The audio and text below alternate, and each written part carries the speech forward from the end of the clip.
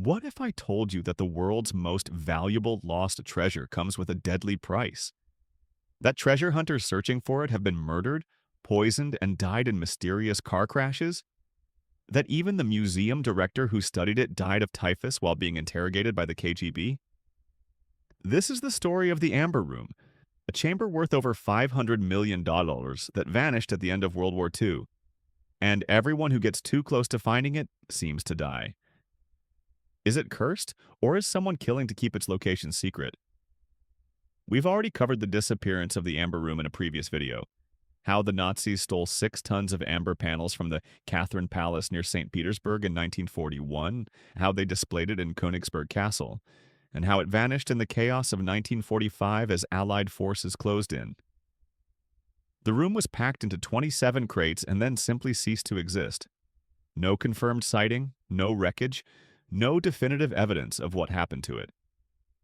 The most valuable lost artwork in history, the eighth wonder of the world, just disappeared. Naturally, this launched one of the most intense treasure hunts of the 20th century. Governments, intelligence agencies, amateur archaeologists, and obsessed individuals have spent decades searching for the Amber Room. Some have found clues, a few have gotten tantalizingly close, but many of them never lived to tell what they discovered. The pattern is undeniable and disturbing. A museum director dies of typhus under suspicious circumstances. A Russian intelligence officer investigating the room is killed in a car crash. A German treasure hunter is found murdered in a Bavarian forest, his body mutilated. Another researcher dies just days after publishing findings. And the list goes on. This isn't just bad luck or coincidence. Something about the Amber Room brings death to those who seek it. Our first victim is Alfred Rode, director of the Königsberg Castle Museum, the last place the Amber Room was confirmed to exist. When the Nazis brought the stolen amber panels to Königsberg in October 1941, Rode was entrusted with their care. He was an amber specialist, and according to accounts, he became obsessed with the room. He would sit for hours staring at the glowing panels, studying every detail, documenting everything. Rode displayed the Amber Room publicly at the Castle Museum for 2 years.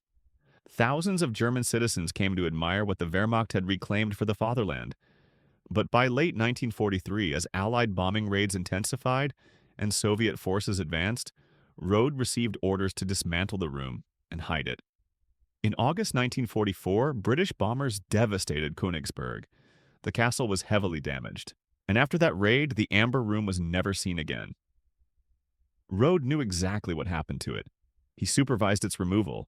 He knew where the crates were hidden.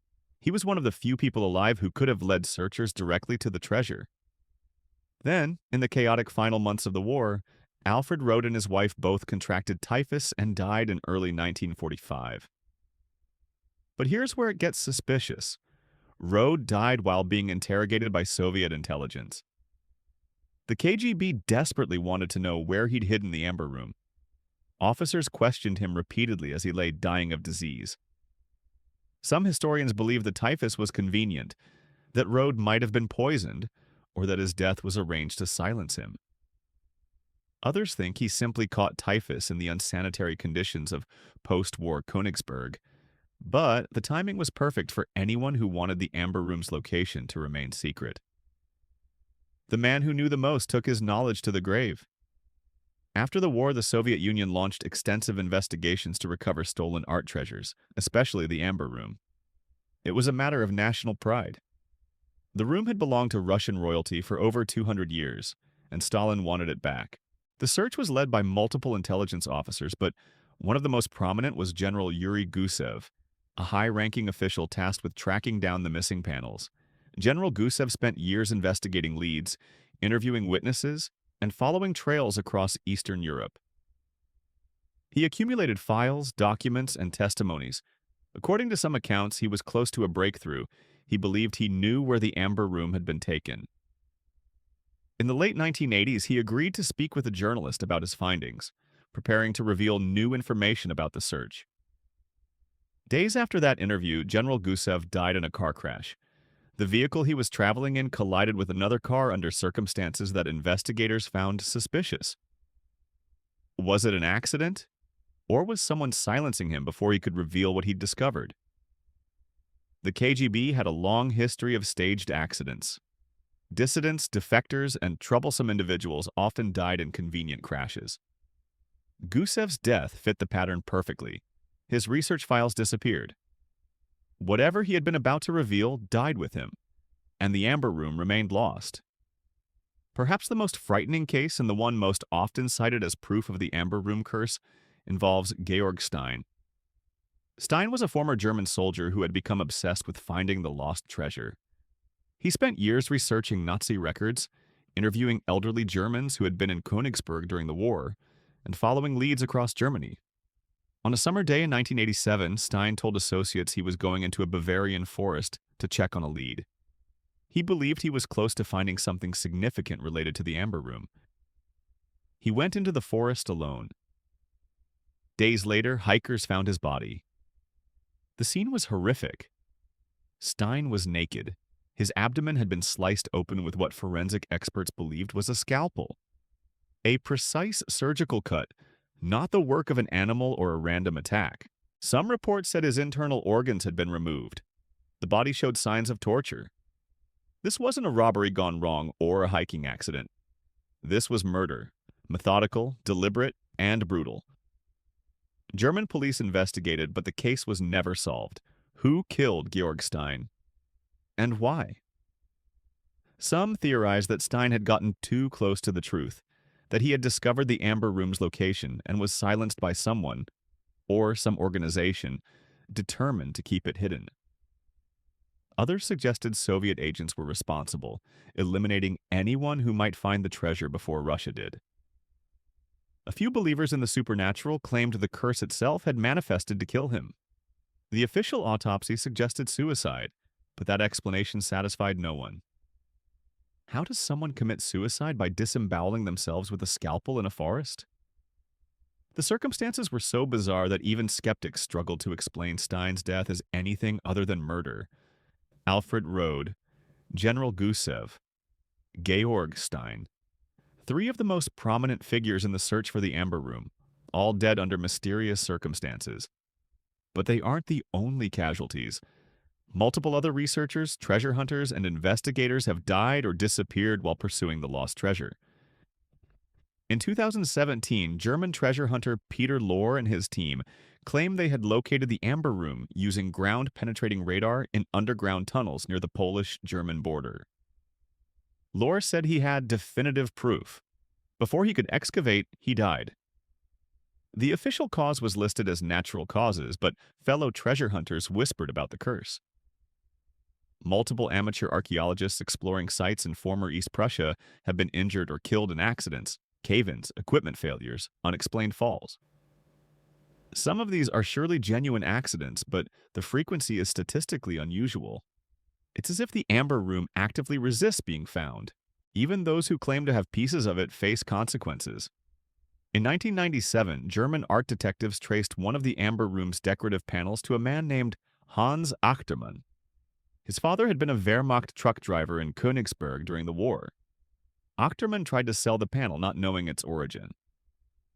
When investigators confronted him, he cooperated fully, explaining his father had brought it home as a war souvenir.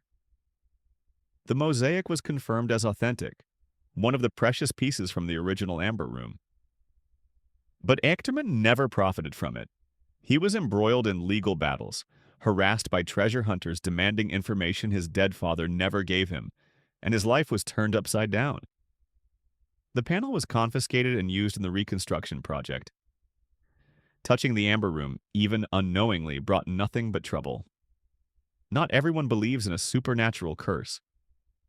Some researchers, including investigative journalists Catherine Scott Clark and Adrian Levy, who wrote an extensive book on the subject, believe the deaths are connected to a Soviet cover-up. According to their investigation, Soviet forces discovered the Amber Room in 1945, but rather than returning it to Russia as a triumph, they accidentally destroyed it or lost it through incompetence. To avoid embarrassment and maintain the search as a propaganda tool, Soviet authorities allegedly covered up the truth. Anyone who got too close to discovering what really happened, that the room was already destroyed and the search was futile, was silenced. This would explain why General Gusev died just before revealing his findings. It would explain why Rode died during KGB interrogation.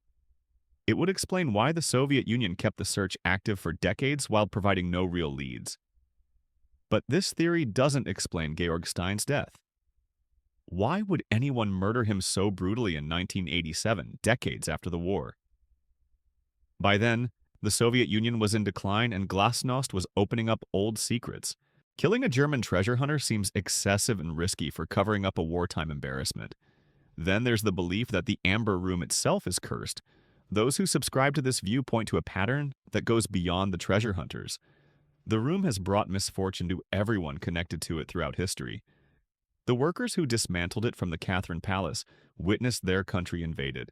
The Nazi soldiers who stole it saw their empire collapse. Alfred Rode, who studied it obsessively, died of disease. The Soviet searchers found nothing but death and disappointment. Even the modern reconstruction of the Amber Room, completed in 2003 at a cost of $11 million, was plagued by problems. Workers suffered injuries. Funding was constantly threatened. And Ivan Sautov, the current director of the Catherine Palace Museum, has made an ominous statement. The people who have concealed the Amber Room may be members of a closed circle, and anyone who comes too close to this circle will die. That's not the language of rational skepticism. That's the language of fear. Sautov oversees the reconstructed room, has access to all the historical research, and knows more about the search than almost anyone alive. If even he believes there's something dangerous about getting too close to the truth, what does that tell us? The search for the Amber Room hasn't stopped. Every few years, someone announces they found it. In 2020, Polish divers explored the wreck of the SS Karlsruhe, a German cargo ship that sank in 1945 while evacuating Königsberg. The ship was one of the last vessels to leave the doomed city. Divers discovered mysterious crates in the hold that matched the size of the Amber Room's containers. But before they could be recovered, Russian authorities declared the wreck off-limits. The crates remain underwater, their contents unknown. In 2021, researchers claim to have located underground tunnels beneath what is now Kaliningrad that might contain the treasure. Using modern ground-penetrating radar, they detected large chambers sealed since 1945. Russian authorities denied permission to excavate. The tunnels remain sealed. Why the secrecy? Why won't anyone allow these sites to be properly investigated? Some say it's diplomatic sensitivity. Russia doesn't want Germany or Poland making claims on treasures found in former German territory. Others believe Russia knows the room was destroyed and doesn't want that confirmed because the legend is too valuable for national pride. And some fear that excavation might unleash whatever curse protects the Amber Room. So, what's the truth about the Amber Room curse? Are these deaths coincidence, conspiracy, or something supernatural? The skeptical explanation is straightforward. Most of these deaths have logical explanations. Rode died of typhus, a common disease in war-torn Germany. Gusev died in a car crash, which happens. Stein might have been murdered by thieves or stumbled upon a different secret entirely unrelated to the Amber Room. The other deaths are accidents, natural causes, or embellishments by curse believers. But the pattern is difficult to ignore.